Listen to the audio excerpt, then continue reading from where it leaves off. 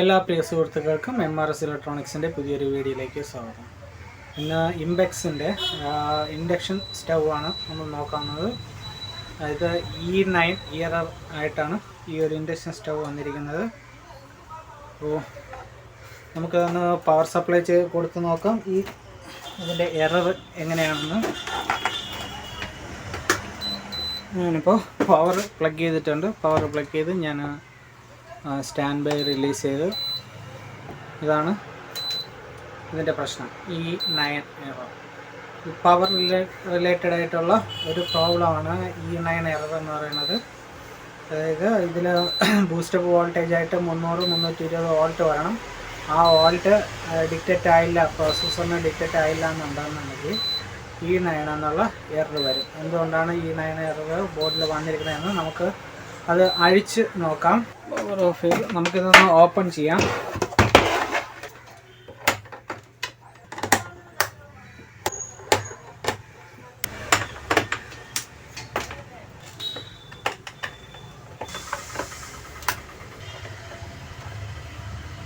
ഇതിൻ്റെ സ്ക്രൂ എല്ലാം വെച്ചിട്ടുണ്ട്.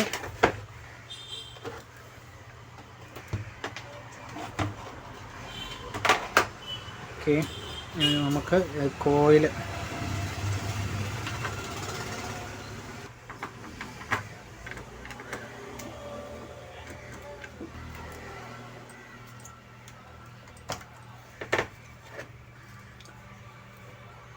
ഇതിൻ്റെ കോയിലെല്ലാം അയച്ച് ഇതിൻ്റെ കപ്പാസിറ്റികൾ ആദ്യം നമുക്ക് വിഷ്വൽ ചെയ്ത് നോക്കാം.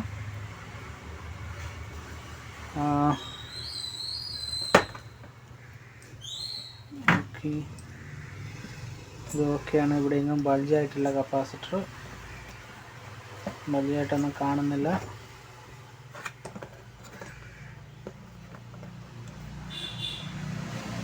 ഒരു ബോർഡ് ഒന്ന് അഴിക്കാം.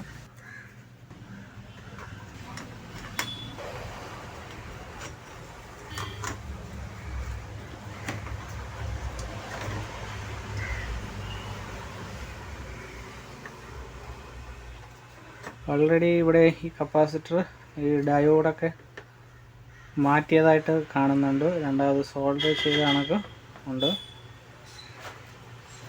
എന്നിട്ടും E9 എറർ ഒരു പക്ഷേ ഇതാരെങ്കിലും സർവീസ് ചെയ്തിട്ടുണ്ടാവും.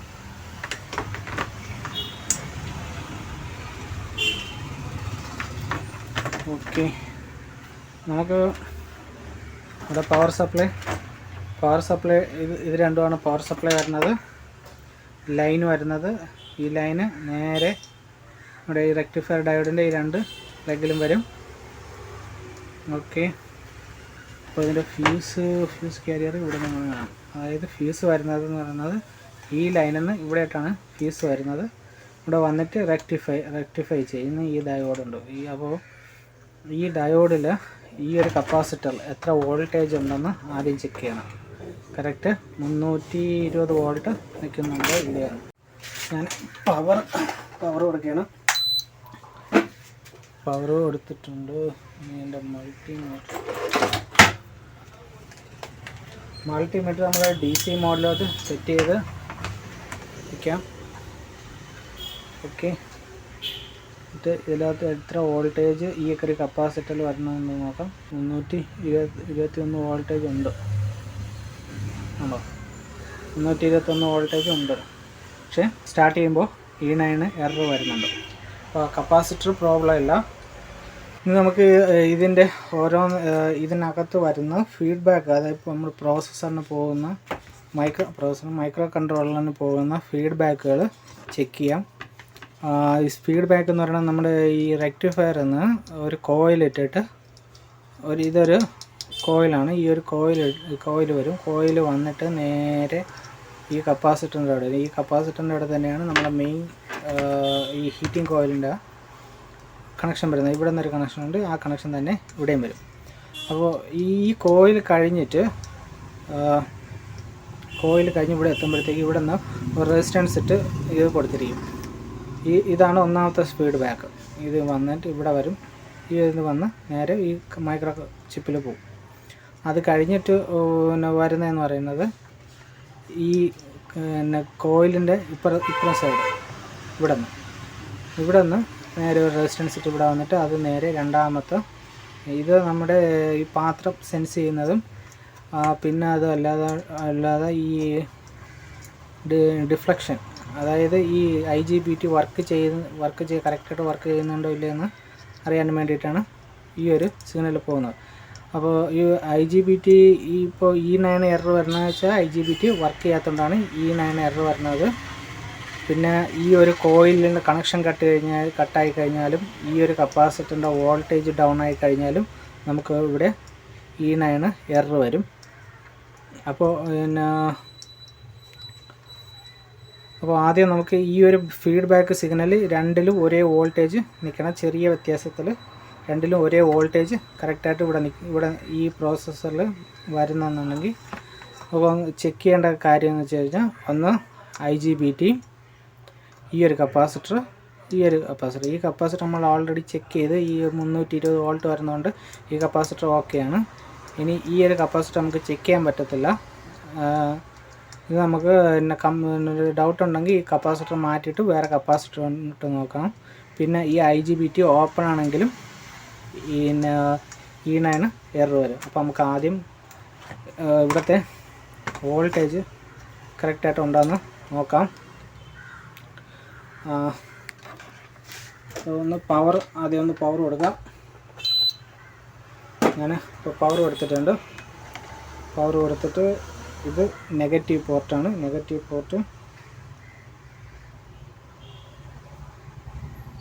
ഇവിടെ നമുക്ക് 1.3 ഉണ്ട്, അത് ഓക്കെയാണ്. ഇത് 1.3, ഇതും ഈ ഒരു രണ്ട് ഫീഡ്ബാക്കും കറക്റ്റാണ്. ഇനി ഒരു ഫീഡ്ബാക്ക് വരുന്നുണ്ട്. അതെന്ന് പറയുന്നത് നമ്മുടെ ഈ പവർ സപ്ലൈയിലോട്ട് ഒരു 2 ഡയോഡ് ഇട്ട് റെക്ടിഫൈ ചെയ്തിട്ട് ഇതിന് വർക്ക് ചെയ്യാനുള്ള ഒരു പവർ സപ്ലൈ ഉണ്ട്. ആ പവർ സപ്ലൈയിൽ ഒരു ഫീഡ്ബാക്ക് ഉണ്ട്. അത് ഒരു 3 വോൾട്ട് അടുപ്പിച്ച് ഒരു ഫീഡ്ബാക്ക് 3 വോൾട്ട് ഉണ്ട്. അപ്പോൾ ഇനി ഈ IGBTയുടെ ലെഗിൽ 320 വോൾട്ട് കറക്റ്റായിട്ട് വരുന്നുണ്ടോ ഇല്ലെന്ന് നോക്കാം. അവിടെ 320 വോൾട്ട് വരുന്നുണ്ട്. ഇനി നമുക്ക് ആദ്യം ചെയ്യേണ്ട കാര്യം ഈ ഒരു കപ്പാസിറ്റർ, അതായത് ഇവിടെ വരുന്ന ഈ ഒരു കപ്പാസിറ്റർ മാറ്റിയിട്ട് ഒന്ന് ഓൺ ചെയ്ത് നോക്കാം. ഇത് മാറ്റിയിട്ട് ഓൺ ചെയ്തിട്ടും സെയിം എറർ ആണെന്നുണ്ടെങ്കിൽ IGBT ഉറപ്പായിട്ട് നമുക്ക് മാറേണ്ടി വരും.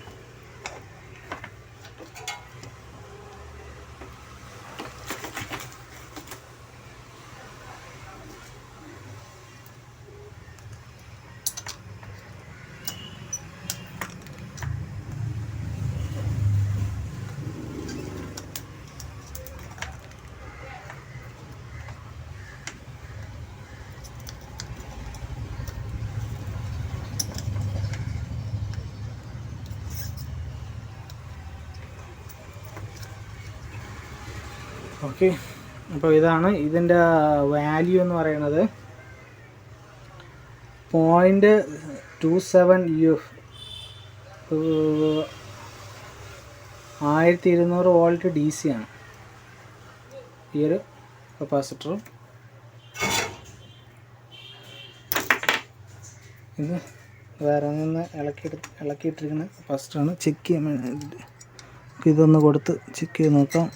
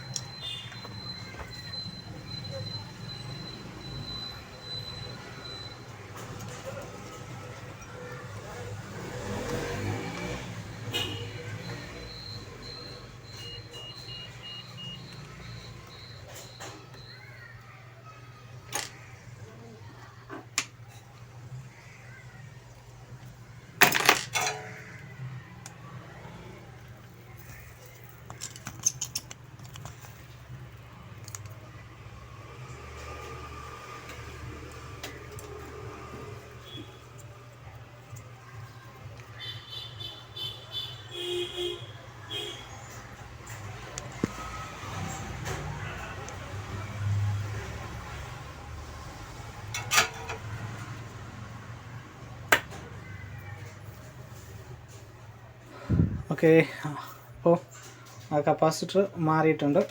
നമുക്കൊന്ന് ഓൺ ചെയ്ത് വെക്കാം. അതൊന്ന് നേരെ വെക്കട്ടെ. നേരെ വെച്ചിട്ട്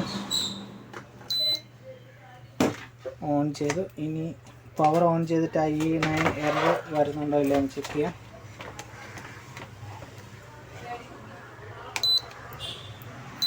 ഇപ്പോൾ E0 എറർ വരണം. അതായത് നേരത്തെ E9 ആയിരുന്നു, ഇപ്പോൾ E0 എറർ.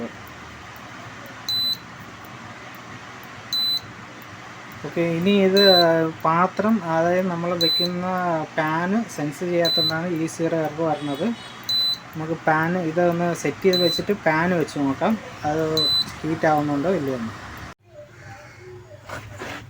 ഇനി ഓഫ് ചെയ്ത് ഇത് പഴയതാണെങ്കിൽ തന്നെ സെറ്റ് ചെയ്യാം.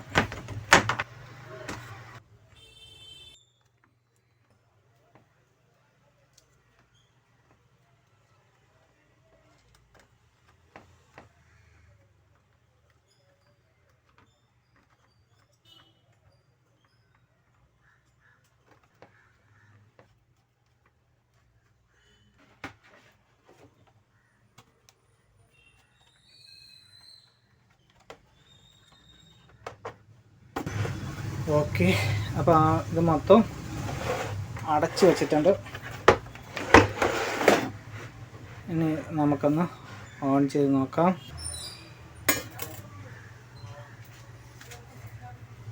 ആദ്യം നമുക്കൊന്ന് സീരിയൽ കണക്ഷൻ ഇത് ടെസ്റ്റ് ചെയ്ത് നോക്കാം. സീരിയൽ കണക്ഷൻ കൊടുത്ത് ഒന്ന് ടെസ്റ്റ് ചെയ്ത് നോക്കാം. ഇത് ഓൺ ചെയ്ത്, ഇപ്പോൾ ഓൺ ചെയ്തപ്പോൾ തന്നെ ഒരു ഇൻഡിക്കേഷൻ, ചൂടാവുന്നതിൻ്റെ ഇൻഡിക്കേഷനാണ് കാണിക്കുന്നത്, ഓഫായി പോകും. ഇനി നമുക്കിത് ഡയറക്റ്റ് കണക്ഷനിൽ കൊടുക്കാം. ഡയറക്റ്റ് കണക്ഷനിൽ കൊടുത്തിട്ടുണ്ട്.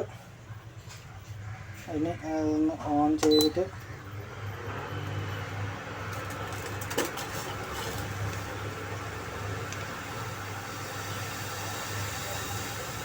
വെള്ളം നല്ല തിളച്ച് ചൂടാകുന്നുണ്ട്.